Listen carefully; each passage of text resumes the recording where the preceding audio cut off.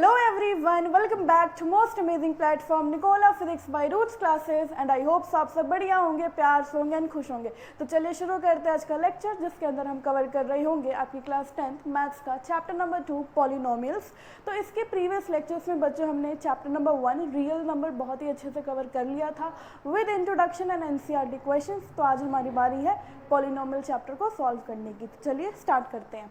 तो देखिए polynomial chapter basically बच्चों आपने अपने क्लास 9th में भी पढ़ा होगा, ठीक है। हमने अपनी क्लास 9th में भी पढ़ा था, लेकिन क्लास 10th में थोड़ा सा एडवांस वर्जन होगा पॉलिनोमियल्स का। तो आइए समझते हैं। तो बेसिकली पॉलिनोमियल शब्द का मतलब क्या होता है, यहाँ पे देखिए पॉलिनोमियल। तो पॉलिनोमियल जो शब्द है वो आपके दो वर्ड्स को मिला के बना हुआ है, पॉली एंड नोमियल। पॉली मतलब क्या होता है, पॉली मतलब मेनी, ठीक है, एंड नोमियल मतलब क्या होते हैं, टर्म्स, ठीक है। तो मैनी टर्म्स।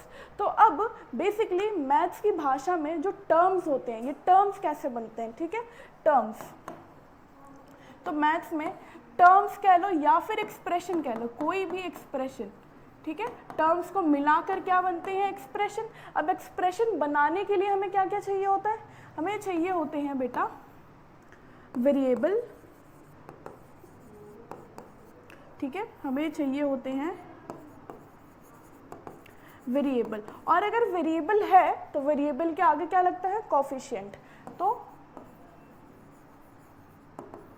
कोफिशिएंट्स, ठीक है, एंड देन वेरिएबल हो गए, कोफिशिएंट हो गए, देन कांस्टेंट्स, ठीक है, कांस्टेंट हो गया। अब वेरिएबल, कोफिशिएंट, कांस्टेंट, इनके बीच में कुछ ऑपरेशंस यूज होते हैं जिनमें हम यूज करते हैं ऑपरेटर्स का, ठीक है, ऑपरेटर्स। एंड ऑपरेटर्स मतलब क्या होता है, plus minus multiply and divide, ठीक है, ये बेसिक ऑपरेटर्स होते हैं। तो इनको मिला के क्या बनता है, एक मैथमेटिकल एक्सप्रेशन, ठीक है। जैसे यहाँ पे देखेंगे ध्यान से, मैंने लिखा 2x + 4 = 0, ठीक है। तो यहाँ पे जो x है ये क्या है, वेरिएबल, ठीक है, x क्या है, वेरिएबल, 2 क्या है, कोफिशिएंट, प्लस क्या है, ऑपरेटर, एंड 4 क्या है, कांस्टेंट, ठीक है। तो ये क्या बना, एक्सप्रेशन। आई होप आपको इतनी बात क्लियर होगी कि एक्सप्रेशंस क्या होते हैं मैथ्स की भाषा में। अब यही एक्सप्रेशंस पॉलिनोमियल होते हैं, ठीक है, लेकिन इनके लिए कुछ कंडीशंस होते हैं जो अब हम समझेंगे कि कौन से एक्सप्रेशन पॉलिनोमियल हो सकते हैं, ठीक है। तो ये हमने एक्सप्रेशन समझ लिया, ठीक है। अब यहाँ पे देखिए मैं कुछ एग्जाम्पल्स दे रही हूँ जो आप देख के बताएंगे कि कौन से एक्सप्रेशन आपके पॉलिनोमियल होंगे। तो मैंने लिखा 2x + 4 = 0, 2/x + 4 = 0, 2√x + 4 = 0, 2x की पावर 0 + 4 = 0, एंड 2x² + 4 = 0, ठीक है। तो यहाँ पे मैंने 5 एक्सप्रेशंस लिखे हैं। अब सवाल ये है कि इन पांचों एक्सप्रेशंस में से कौन से पॉलिनोमियल होंगे। तो देखिए किसी भी एक्सप्रेशन को पॉलिनोमियल होने के लिए, ठीक है, किसी भी एक्सप्रेशन को पॉलिनोमियल होने के लिए क्या होता है कि पावर ऑफ वेरिएबल, ठीक है, इंपॉर्टेंट पॉइंट है, ध्यान देंगे, power of variable should be a whole number, ठीक है। वेरिएबल की पावर एक होल नंबर होनी चाहिए, ठीक है। किसी भी एक्सप्रेशन को पॉलिनोमियल होने के लिए जो वेरिएबल की पावर है वो क्या होनी चाहिए, होल नंबर होनी चाहिए। तो आइए चेक करते हैं कि किस किस वेरिएबल की पावर होल नंबर है। अब यहाँ पे वेरिएबल क्या है, x की पावर कुछ नहीं मतलब 1, x की पावर क्या है, 1। तो अगर x की पावर 1 और 1 एक होल नंबर है तो ये एक्सप्रेशन क्या हो जाएगा, आपका पॉलिनोमियल। तो ये आपका पॉलिनोमियल है, ओके जी। नेक्स्ट देखिए 2/x, ठीक है, 2/x। तो अब 2/x को हम ऐसे भी तो लिख सकते हैं, 2x की पावर -1, 2x की पावर -1 लिख सकते हैं कि नहीं। अब ये -1 क्या है, होल नंबर है, नहीं है ना होल नंबर, क्या है, ये एक इंटीजर, ठीक है। तो ये इंटीजर है तो ये आपका होल नंबर नहीं हुआ, ठीक है, ये आपका पॉलिनोमियल नहीं होगा।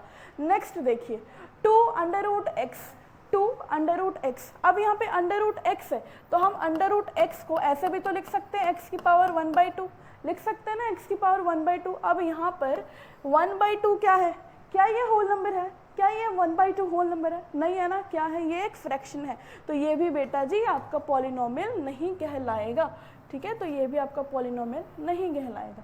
नाउ 2x², 2 की पावर, x की पावर क्या है 2, x की पावर क्या है 2।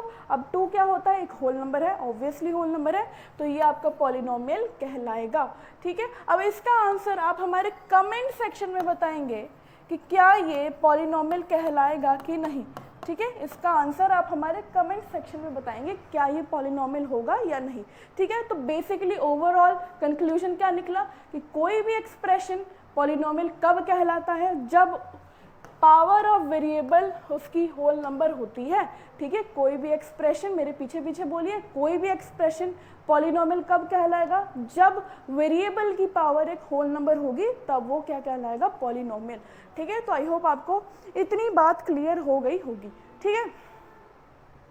अब यहाँ पर पॉलिनोमियल्स तो हमने समझ लिया, अब हमारे पास आते हैं टाइप्स ऑफ पॉलिनोमियल्स, ठीक है।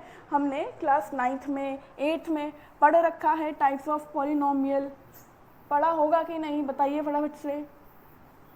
क्या हमने मोनोमियल, बाइनोमियल, ट्राइनोमियल पढ़ा है? हाँ जी बिल्कुल पढ़ा है, आपकी क्लास 7th में है चैप्टर, है ना। तो वही है हमारे पास टाइप्स ऑफ पॉलिनोमियल्स, ठीक है। अब यहाँ पर जो हमारी टाइप्स ऑफ पॉलिनोमियल हैं, ठीक है, टाइप्स ऑफ पॉलिनोमियल ये 2 कैटेगरीज में डिवाइडेड है, ठीक है, ऑन द बेसिस ऑफ 2 चीज़ों पे ये डिवाइडेड होंगी। देखिए कौन कौन सी, पहले है on the basis of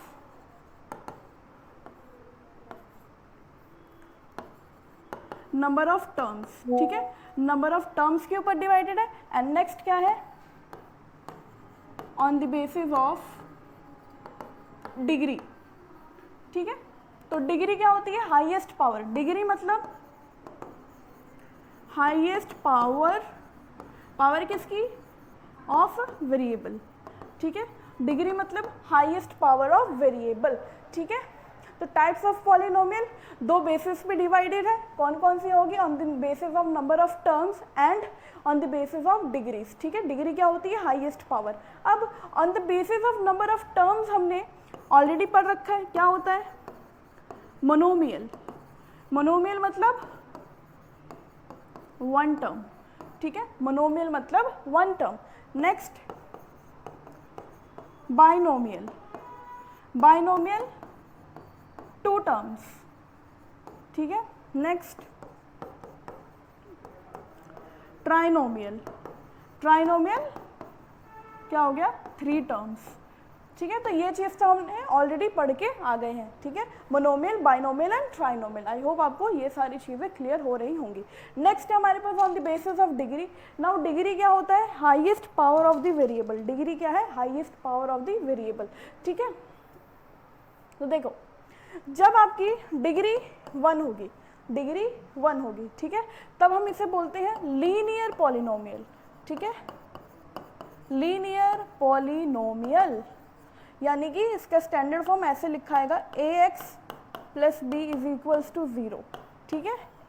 x की हाईएस्ट पावर देखिए, x की हाईएस्ट पावर देखिए क्या है 1, तो ये क्या हो गया, लीनियर पॉलिनोमियल, ठीक है, क्लियर है, समझ गए।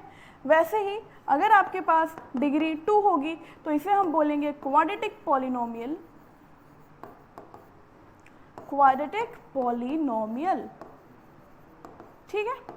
अब क्वाड्रेटिक पॉलिनोमियल क्या होता है, क्वाड्रेटिक पॉलिनोमियल जिसकी डिग्री क्या होगी 2, जिसकी वेरिएबल की हाईएस्ट पावर क्या होगी 2, तो इसका स्टैंडर्ड फॉर्म क्या होगा, ax² + bx + c = 0, ठीक है। ये हो गई आपकी क्वाड्रेटिक पॉलिनोमियल, ठीक है, क्लियर है इतनी बात। नेक्स्ट आता है आपके पास बेटा, इसी के अंदर है जब आपकी डिग्री क्या होगी 3, जब हमारी डिग्री क्या होगी 3, तो जब डिग्री 3 होती है तो उसे हम क्या बोलते हैं, क्यूबिक पॉलिनोमियल, ठीक है, क्यूबिक पॉलिनोमियल। और इसका स्टैंडर्ड फॉर्म क्या है, ax³ + bx² + cx + d = 0, ठीक है, ये आपके क्यूबिक पॉलिनोमियल का स्टैंडर्ड फॉर्म है, ठीक है, आई होप आपको इतनी बात क्लियर होगी। एक बार फिर से रिवाइज कर लेते हैं, ठीक है, एक बार फिर से हम इसको अच्छे से रिकैप कर लेते हैं कि अभी तक हमने कौन कौन सी टाइप्स पढ़ी हैं। ठीक है, देखो देख लीजिए ध्यान से, क्या है आपके पास types of polynomial based on number of terms, कि नंबर ऑफ टर्म्स में बेस्ड टाइप ऑफ पॉलिनोमियल क्या है, ध्यान से चेकआउट कर लीजिए। जो आपको समझाया मैंने, जैसा समझाया बिल्कुल वैसा ही है। ठीक है, देखो क्या है आपके पास 2x, एक ही टर्म है ना, तो only one term in the polynomial, एक टर्म है पॉलिनोमियल को, तो इसको हम क्या बोलते हैं, मोनोमियल। ठीक है, क्या पढ़ेंगे हम इसे, मोनोमियल। जैसे ही 2 टर्म्स आ जाएंगे तो उसे हम क्या पढ़ेंगे, बाइनोमियल। 3 टर्म्स आ जाएंगे 1, 2 एंड 3, तो इसे हम क्या पढ़ेंगे, ट्राइनोमियल। ठीक है, क्लियर है। चलिए नेक्स्ट टाइप देखेंगे। नेक्स्ट है आपके पास types of polynomial based on degree. Based on degree, degree मतलब highest power of the variable. ठीक है, तो यहाँ पे देखो 7y, y की पावर क्या है 1, y की पावर यहाँ पे क्या है 1, तो डिग्री क्या हो गई 1। जब डिग्री 1 है इसका मतलब ये क्या है, लीनियर पॉलिनोमियल। डिग्री 1 है इसका मतलब ये क्या है, आपकी लीनियर पॉलिनोमियल। ठीक है, नेक्स्ट देखिए y की हाईएस्ट पावर क्या है 2, यहाँ पर 1 भी है, लेकिन हाईएस्ट बड़ी पावर क्या है 2, तो डिग्री 2। डिग्री 2 मतलब कि क्वाड्रेटिक पॉलिनोमियल, डिग्री 2 मतलब क्वाड्रेटिक पॉलिनोमियल। नेक्स्ट है सबसे बड़ी पावर क्या है यहाँ पे x की 3, 3 2 यहाँ पे 1, सबसे बड़ी क्या है 3, 3 मतलब डिग्री 3, डिग्री 3 मतलब क्यूबिक पॉलिनोमियल। ठीक है, क्यूबिक पॉलिनोमियल। अब इस चैप्टर में बेसिकली हमने कौन से पॉलिनोमियल सॉल्व करने हैं, हमें डील करना है क्वाड्रेटिक पॉलिनोमियल से। ठीक है, आपकी क्लास 10th में हमें डील करना है क्वाड्रेटिक पॉलिनोमियल से। ठीक है, यही चीज़ आप सॉल्व करेंगे आपके चैप्टर 2 में भी हम क्वाड्रेटिक ही पॉलिनोमियल सॉल्व कर रहे होंगे, एंड चैप्टर 4 में भी हम बेटा क्वाड्रेटिक पॉलिनोमियल ही सॉल्व कर रहे होंगे। तो हमारा मेन फोकस क्या रहेगा कि हमें क्वाड्रेटिक पॉलिनोमियल को समझना है। ठीक है, आई होप आपको इतनी बात क्लियर होगी। फटाफट से नोट डाउन कर लीजिए, स्क्रीनशॉट ले लीजिए, फिर हम आगे बढ़ेंगे।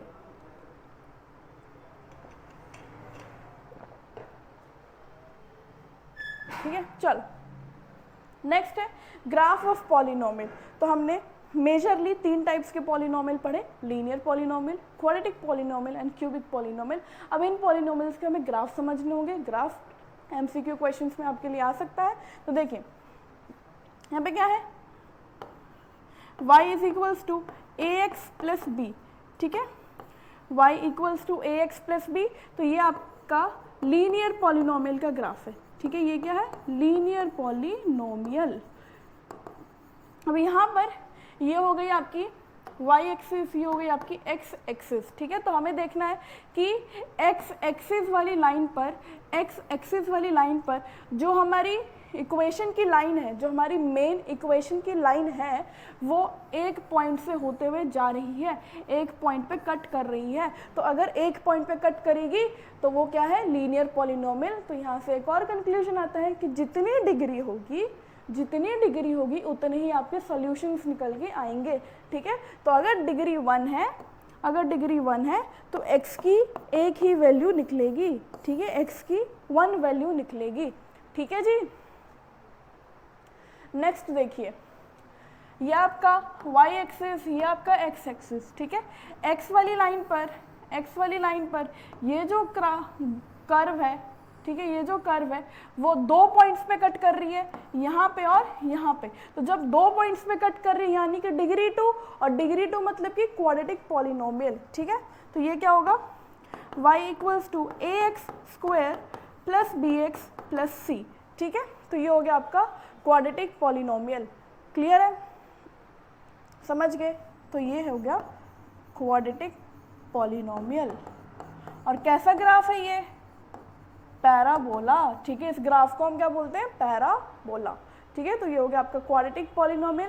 एंड अगर डिग्री 2 है तो बेटा जी x की वैल्यू भी 2 निकल के आएंगी। ठीक है, x की वैल्यू भी 2 निकल के आएंगी, अल्फा और बीटा। जो अभी हम समझेंगे कि अल्फा क्या है, ये बीटा क्या है। ठीक है, आप बस इतना ध्यान रखिए कि जब आप इसे सॉल्व करेंगे तब आपकी x की 2 वैल्यूज निकलेंगी। ठीक है, नेक्स्ट आता है कि x वाली लाइन पर, x एक्सिस है ना, x वाली लाइन पर ये जो कर्व है वो 3 पॉइंट्स पे कट कर रहा है, 1 2 and 3, और जब 3 पॉइंट्स पे कट करता है तो हम इसे बोलते हैं क्यूबिक पॉलिनोमियल, ठीक है, क्यूबिक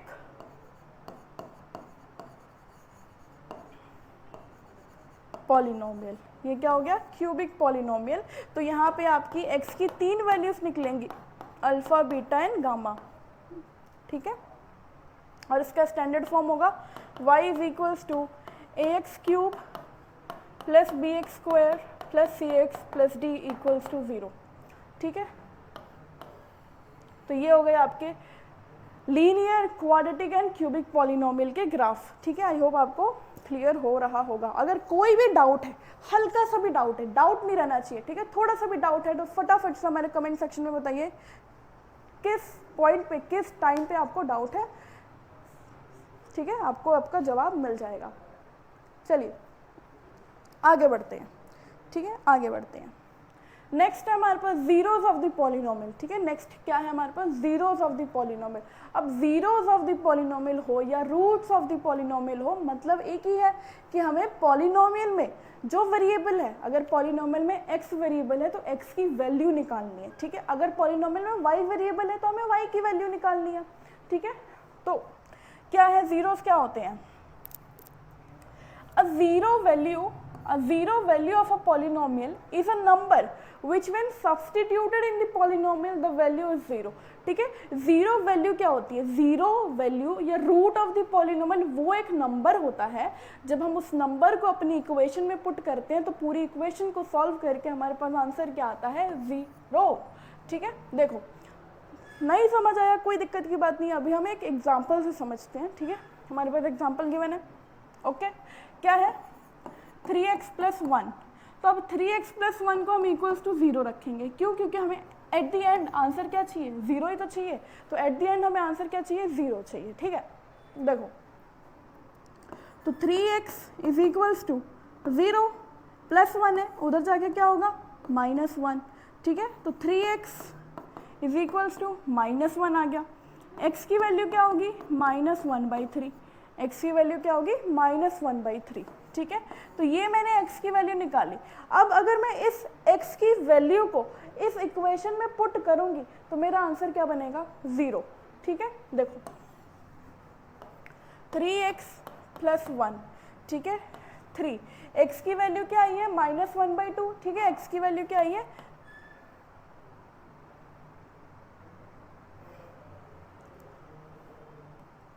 x की वैल्यू क्या आई है? -1/3, ठीक है, प्लस 1, क्या है? प्लस 1। अब देखिए यहाँ से 3 से 3 कैंसिल हो जाएगा, क्या बचा? -1 प्लस 1, एंड -1 प्लस 1 ये क्या आ गया आपका? 0। तो आ गया ना आंसर 0। तो यहाँ पे x की वैल्यू क्या आ गई? -1/3। तो ये जो x की वैल्यू आई है ना -1/3, इसी को बोलते हैं रूट्स ऑफ द पॉलिनोमियल, या इसी को बोलते हैं जीरो ऑफ द पॉलिनोमियल, ठीक है। तो यही कहलाता है आपका रूट्स, ठीक है, या फिर जीरो ऑफ द पॉलिनोमियल, ठीक है। तो जीरो ऑफ द पॉलिनोमियल क्या होता है? वो वैल्यू जिसे हम इक्वेशन में पुट करते हैं और हमारी पूरी इक्वेशन 0 के इक्वल हो जाती है, तो वो क्या होती है? हमारी रूट्स या फिर 0, ठीक है। क्लियर है? इतनी बात क्लियर है? चलिए आगे बढ़ेंगे फिर हम अपने नेक्स्ट टॉपिक पे कि अब हम ये रूट्स निकालेंगे कैसे, ठीक है। अब मैंने आपको बताया था कि हमें मेजरली कौन सा पॉलिनोमियल सॉल्व करना है? क्वाड्रेटिक पॉलिनोमियल, ठीक है। हमें मेजरली क्वाड्रेटिक पॉलिनोमियल सॉल्व करना है। तो क्वाड्रेटिक पॉलिनोमियल को सॉल्व करने के लिए हमारे पास 2 मेजर तरीके हैं, ठीक है, 2 तरीके हैं। एक तरीका आप चैप्टर नंबर 4 में पढ़ेंगे, क्वाड्रेटिक फार्मूला, तो मैं आपको वहीं पर पढ़ाऊंगी, ठीक है। दूसरा तरीका जो आप ऑलरेडी क्लास 9th से करते आ रहे हैं वो है factorisation method, which is middle term splitting, ठीक है। तो देखो, हमारे पास 2 तरीके हैं, ठीक है।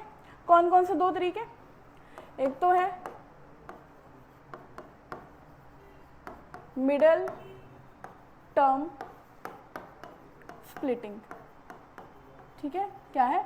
मिडल टर्म स्प्लिटिंग, जो हमने ऑलरेडी क्लास 9th में कर लिया है। और दूसरा नया क्या है आपके लिए? क्वाड्रेटिक फॉर्मूला, ठीक है।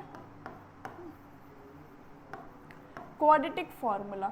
अब ये जो क्वाड्रेटिक फार्मूला है ना, ये क्वाड्रेटिक फार्मूला हम चैप्टर नंबर 4 में और भी इन डिटेल करेंगे, ठीक है। यहाँ पे मैं आपको बस सिर्फ फार्मूला बता दूंगी, लेकिन चैप्टर नंबर 4 में हम इसे डिटेल में समझ रहे होंगे।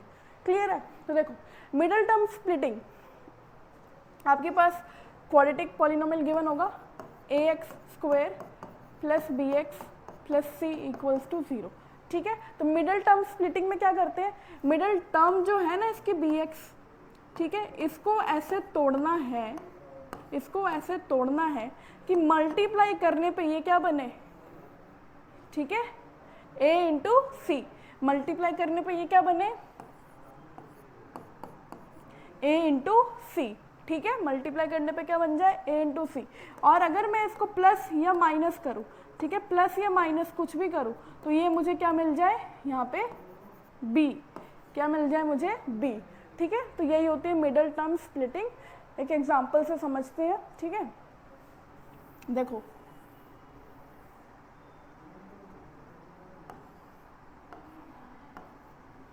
हमारे पास एग्जांपल है x² plus 7x plus 10 equals to 0, ठीक है। तो मैंने क्या बोला कि हमें 7x को ऐसे स्प्लिट करना है, ऐसे स्प्लिट करना है कि मल्टीप्लाई करने पे ये क्या बने, AC, a यहाँ पे क्या है, कुछ नहीं मतलब 1, तो मल्टीप्लाई करने पे क्या बने 10, और प्लस माइनस करने पे क्या बन जाए 7, ठीक है।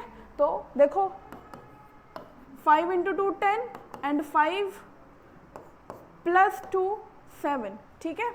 क्लियर है ना इतनी बात?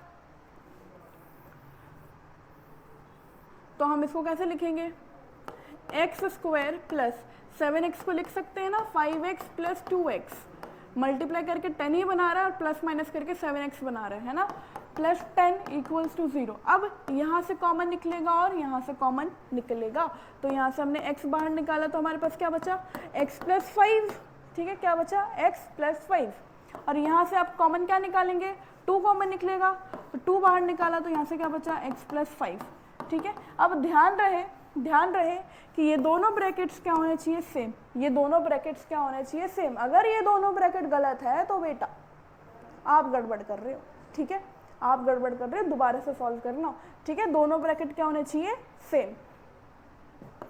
तो x प्लस 2 और यहाँ से x प्लस 5, ठीक है, बराबर 0, बराबर 0, ये तो चलते ही आएगा। अब यहाँ से हम x की वैल्यूज निकालेंगे, x plus 2 equals to 0, x plus 5 equals to 0, x की वैल्यू क्या आ गई, -2, x की वैल्यू क्या आ गई, -2, यहाँ से x की वैल्यू क्या आ गई, -5, ठीक है।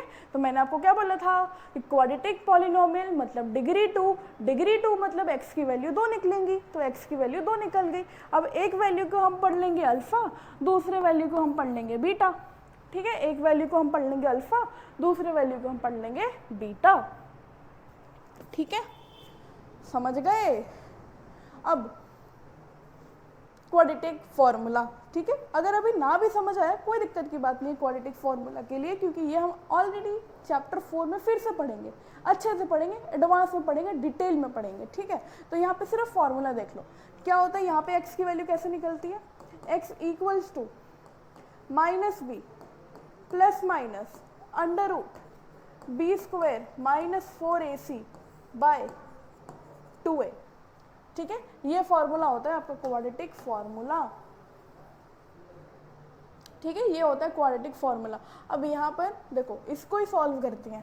क्या था हमारे पास, x² plus 7x plus 10 equals to 0, ये था ना हमारे पास। तो यहाँ से देखो अगर मैं स्टैंडर्ड इक्वेशन से कंपेयर करूँ तो ax² plus bx plus c equals to 0, तो यहाँ पे a की वैल्यू क्या है हमारे पास 1, b की वैल्यू क्या है हमारे पास 7, c की वैल्यू क्या है हमारे पास 10, ठीक है जी, ये सारी वैल्यूज़ हैं। अब इन्हीं वैल्यूज़ को यहाँ पे पुट करना है और हमारे पास हमारा आंसर आ जाएगा। देखो पहले ये निकालते हैं, b² माइनस 4ac, इसको हम बोलते हैं d, डिस्क्रिमिनेंट, ठीक है, इसको हम बोलते हैं d, डिस्क्रिमिनेंट।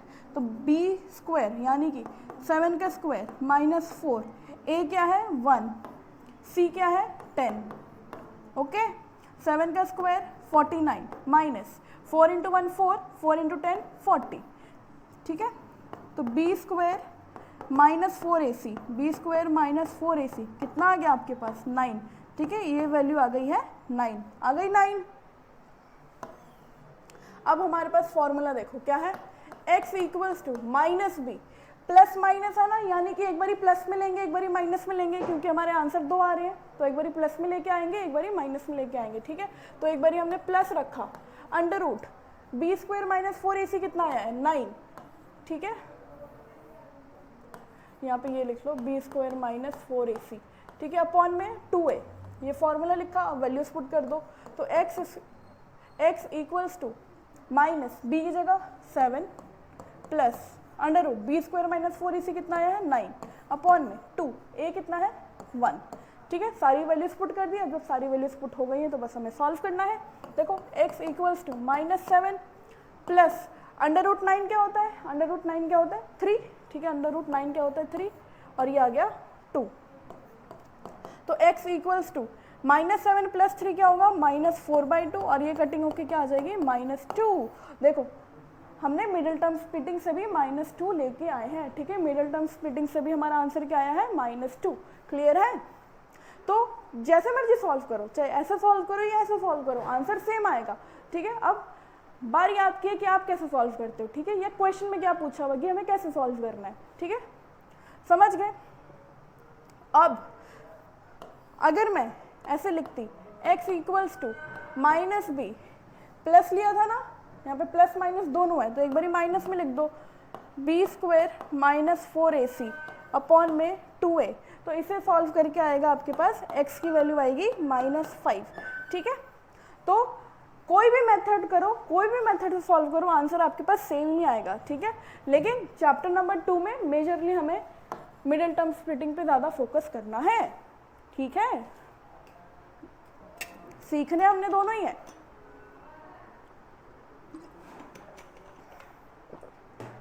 चलो ठीक है, आई होप आपको ये पूरी बात समझ आ गई होगी।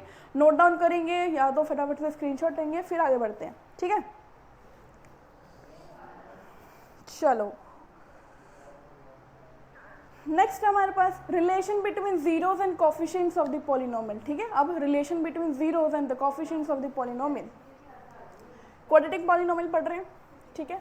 स्टैंडर्ड इक्वेशन क्या होता है ax² plus bx plus c equals to 0, ठीक है, ये अपना स्टैंडर्ड इक्वेशन, ठीक है। अब क्या है रिलेशन बिटवीन जीरोस, अब इसका जीरोस कैसे आए थे, x की वैल्यू क्या बोला था मैंने कि एक आएगा अल्फा दूसरा आएगा बीटा, तो ये जीरोस और ये कोफिशिएंट क्या है आपके पास a b और c, इनके बीच का रिलेशन पढ़ना है, ठीक है, इनके बीच का रिलेशन पढ़ना है। तो देखो जो जीरोस आए हैं आपके अल्फा और बीटा, जो आपके जीरोस आए हैं, ठीक है, अल्फा और बीटा क्या जो यहाँ पे -2 और -5 आए हैं, जो जीरोस आए हैं, ठीक है, उनका रिलेशन पढ़ना हमने इसके साथ। देखो तो क्या है हमारे पास पहले सम ऑफ जीरोस, कि अगर जो जीरोस आए हैं उनका मैं सम कर दूँ, अल्फा प्लस बीटा कर दूँ, तो ये होता है -b/a, ठीक है, तो ये होता है -b/a। और नेक्स्ट है product of zeros, product of zeros, कि अगर मैं अल्फा इंटू बीटा कर दूँ तो ये आता है मेरे पास c/a, ठीक है, ये आता है मेरे पास c/a, ठीक है। तो ये होती है हमारे पास relation between zeros and coefficient of the polynomial, ठीक है। अब छोटा सा वेरिफिकेशन करते हैं, ठीक है। पिछला क्वेश्चन हमने क्या सॉल्व किया, x² plus 7x plus 10 equals to 0, ये हमने सॉल्व किया ना सॉल्व। x की वैल्यू क्या निकल के आई -2 निकल के आई, और क्या निकल के आई -5 निकल के आई। तो -2 को हमने क्या बोला कि ये हमारा अल्फा है, ये हमारा क्या है बीटा है, ठीक है। यहाँ से a b c की वैल्यू लिखो, a की वैल्यू क्या है 1, b की वैल्यू क्या है 7, c की वैल्यू क्या है 10, ठीक है। ये कैसे आया, जब हमने स्टैंडर्ड इक्वेशन से कंपेयर किया, ठीक है, जब हमने स्टैंडर्ड इक्वेशन से कंपेयर किया तो हमारी ए बी सी की वैल्यू आ गई ये, ठीक है जी। अब देखो क्या है alpha plus beta equals to -b/a, alpha क्या है -2 प्लस बीटा क्या है -5, ठीक है। सॉल्व करेंगे तो क्या आएगा -2 -5, सॉल्व करने पे क्या आएगा -7 आएगा ना, -7। तो यहाँ पे b की वैल्यू क्या है, b की वैल्यू क्या है यहाँ पे 7 और a की वैल्यू क्या है 1। तो इस साइड को भी तो सॉल्व करके -7 ही आ रहा है, left hand side equals to right hand side, ठीक है। तो इसे ही बोलते हैं वेरिफिकेशन। तो अब सवाल कैसे बनते हैं, कैसे बनेंगे सवाल कि इक्वेशन गिवन होगी, उसके जीरोस निकालो, फिर ये वेरिफिकेशन करो, ठीक है। नेक्स्ट देखो, अल्फा इंटू बीटा क्या है C/A। अल्फा क्या है आपके पास -2, बीटा क्या आया है -5, C की वैल्यू क्या है 10, A की वैल्यू क्या है 1। इसे सॉल्व कर दो, माइनस से माइनस कैंसिल, 2 × 5 क्या आ गया 10 इक्वल्स टू 10, ठीक है। तो ये हो गया right hand side equals to left hand side, ठीक है। तो हेंस वेरीफाइड। तो इसे ही बोलते हैं वेरिफिकेशन करना या relation between zeros and coefficients of the polynomial, ठीक है जी। क्लियर है इतनी बात?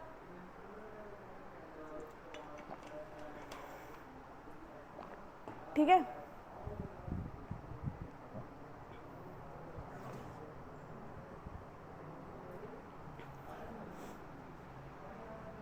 चलो, तो इसी के साथ हमारे पॉलिनोमियल्स में जितने भी टॉपिक्स थे, ठीक है, पॉलिनोमियल्स में जितने भी टॉपिक्स हैं हमने सारे कवर कर लिए हैं, ठीक है। अब इसका अगला लेक्चर होगा क्या, इसका अगला लेक्चर होगा इसके एनसीईआरटी क्वेश्चंस, ठीक है। तो अब इस पॉलिनोमियल चैप्टर में जितने भी एनसीईआरटी क्वेश्चंस हैं हम अगले लेक्चर में वो सॉल्व कर रहे होंगे, ठीक है। ये था आज का हमारा last topic and I hope आपको सारे इक्वेशंस बहुत अच्छे से समझ आ गए होंगे। फिर भी कोई भी डाउट होता है, छोटा सा भी डाउट होता है, तो आप हमसे हमारे कमेंट सेक्शन में ज़रूर पूछिएगा और डिस्क्रिप्शन में आपको हमारी सारी ऐप के लिंक्स, व्हाट्सएप लिंक्स सब मिल जाएंगे, तो आप वहाँ से हमें ज्वाइन कर सकते हैं। Thank you so much.